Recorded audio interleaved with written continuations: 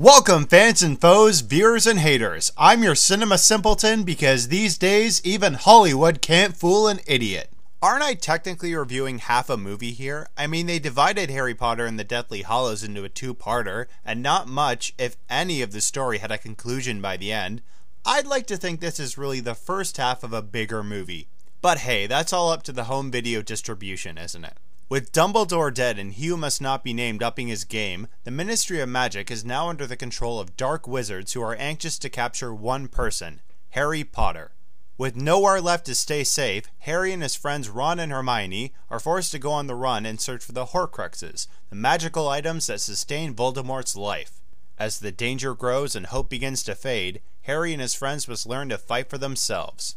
When you're walking into this movie, I really hope that you like these three protagonists, because the rest of this franchise's recurring characters don't have a lot of screen time. You could even argue that they're somewhere between minor characters and just big cameos. What you get with part 1 is really like The Fugitive. Harry, Ron, and Hermione now have to constantly move in order to survive, and because of the dark forces searching for them, there's a lot of desperation in their performances.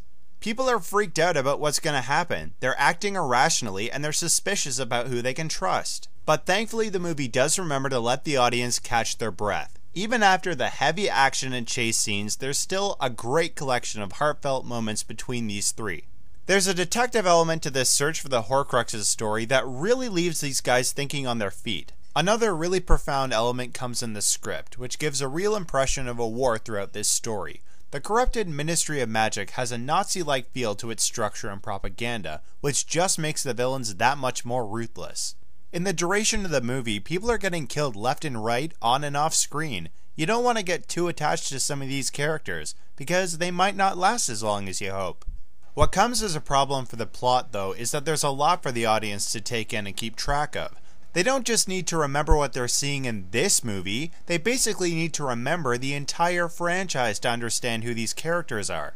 Additional story arcs and subplots are kept very much at a minimum here other than the main plot. But by the end, it all appears to be setting up the dynamics for an epic climax. My rating for Harry Potter and the Deathly Hallows is a 4 out of 5. Again, because this is the first part of the last installment, many of the problems I saw were what I expected them to be, but the filmmakers didn't do a lot to try and get around them.